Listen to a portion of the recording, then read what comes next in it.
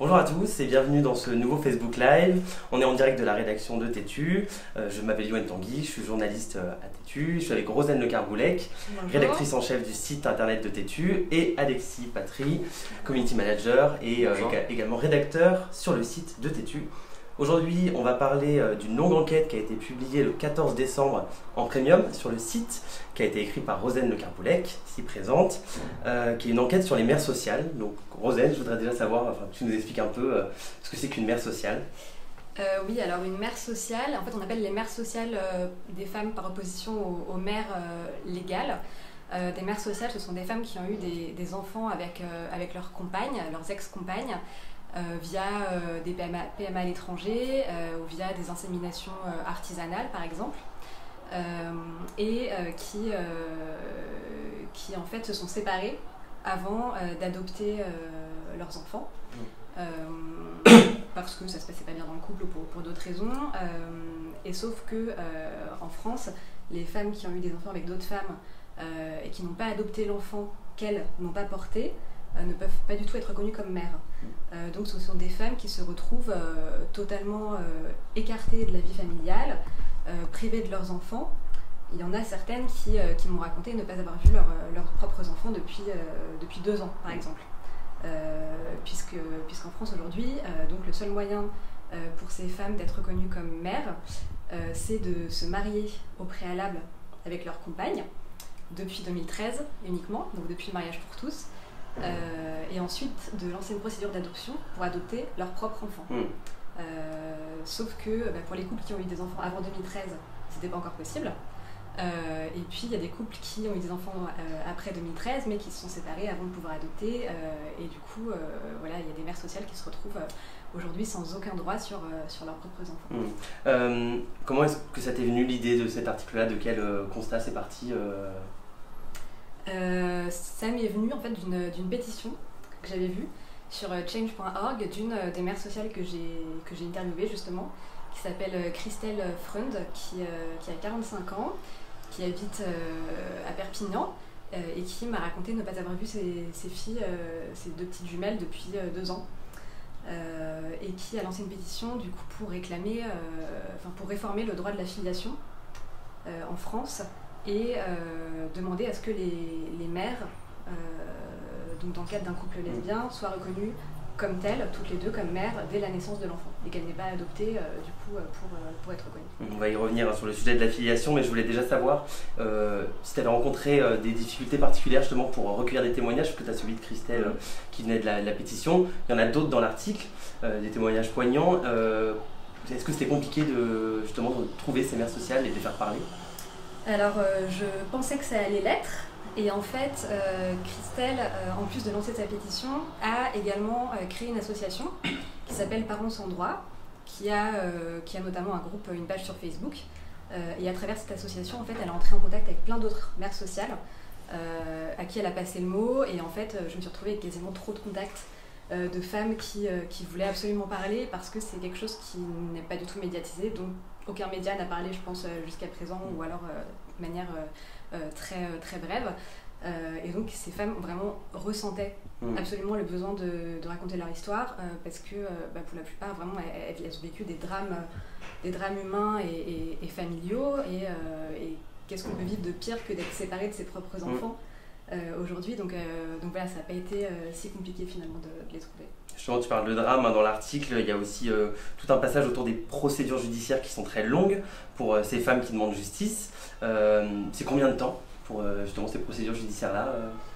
Alors, faut compter en général 2 ans minimum, simplement en première instance.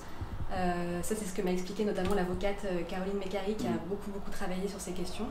Donc ça passe par une procédure en tribunal de grande instance qui prend en moyenne 2 ans, et donc sans compter les appels qui sont souvent fréquents, puisque les mères légales font appel du coup et remettent l'affaire devant la justice. Donc ça peut parfois prendre 2-3 ans, voire plus pour certains cas. Et c'est quoi exactement les procédures judiciaires dont tu parles dans l'article? C'est une procédure d'adoption en fait? Non, en fait, du coup, ces femmes-là ne pourront en fait jamais être reconnues légalement comme mères. Donc, leur requête s'appuie pour la plupart sur un article qui est l'article 374-1, je crois, du Code civil, pour simplement avoir le droit d'être reconnus comme tiers vis-à-vis de leur enfant, et donc avoir un droit de visite et d'hébergement sur leur propre enfant. Donc là, elles négocient au tribunal pour voir leur enfant un week-end sur 2 pendant les vacances scolaires, mais le plus qu'elles pourront obtenir, c'est d'être reconnues comme tiers. Elles n'auront jamais le statut de mère, jamais le statut de parent. Du coup, ça a des conséquences sur ces femmes, ça a des conséquences sur les enfants. Qu'est-ce qu'elles t'ont raconté justement? Quelles sont ces conséquences au quotidien pour elles? C'est des conséquences très dures puisque elles sont privées de leurs propres enfants. Il y en a qui m'ont raconté croiser leurs enfants par hasard parce qu'elles habitent à 2 rues, mais ne pas oser aller les voir et leur parler de peur que la mère légale retourne ça contre elles légalement. Il y en a qui ont par ailleurs qui avaient d'autres enfants avant, et donc une grande sœur qui ne comprend pas pourquoi elle ne voit plus sa petite sœur. Donc voilà, ça donne lieu vraiment à des situations assez dramatiques. On parlait de la filiation du coup juste avant. La PMA pour toutes devrait être débattue au Parlement normalement d'ici à l'été prochain. Qu'est-ce que ça va changer concrètement, la PMA pour toutes? Est-ce que ça va impacter justement la filiation? Alors pour l'instant, pour ces femmes-là, en l'occurrence, ça ne va strictement rien changer, puisqu'a priori la loi n'est pas rétroactive. Du coup, ces femmes-là vont faire avec la loi actuelle pour essayer d'obtenir le statut de tiers. Après, là, tout l'enjeu de la PMA pour toutes, ça va être d'inclure dans cette loi-là une réforme de la filiation pour que ces femmes-là puissent être reconnues comme mères dès la naissance de l'enfant et n'aient pas à passer par un mariage puis une adoption pour le faire, puisqu'on sait par ailleurs qu'à partir du moment où on lance une procédure d'adoption, ça peut parfois prendre 1 an, voire plus dans certains cas. En 1 an, on ne sait pas ce qui peut se passer dans un couple. Donc quand bien même les femmes lanceraient cette procédure d'adoption, si elles se séparent entre-temps, en fait, elles ne seraient pas reconnues comme mères. Donc ça va être un vrai enjeu de la loi sur la PMA, et c'est ce que demande Christelle à travers sa pétition, justement, une réforme de la filiation pour ces mères sociales. Et donc il y a un concept qui revient souvent, l'idée de la présomption de maternité qui existe en Belgique par exemple, qui n'existe pas en France. Ça changerait tout pour ces femmes-là. Oui, justement, c'est un des enjeux de la loi sur la PMA pour toutes, puisque contrairement à d'autres pays, en France, on n'a pas de présomption de maternité, et donc il y a une vraie inégalité de ce point de vue-là. N'hésitez pas, si vous avez des questions, on est en live pour encore quelques minutes. Peut-être un peu, s'il y avait un témoignage qui t'avait, dans cet article, qui t'avait particulièrement bouleversé. On a parlé de Christelle, il y a d'autres femmes. Est-ce qu'il y a quelque chose qui t'a plus bouleversé qu'un autre? Ces femmes m'ont toutes quand même assez bouleversées, puisqu'elles sont dans des situations encore une fois assez dramatiques. Christelle me racontait qu'elle envoyait des cadeaux à ses enfants, qu'elle leur écrivait des mots, mais qu'elle avait jamais de retour.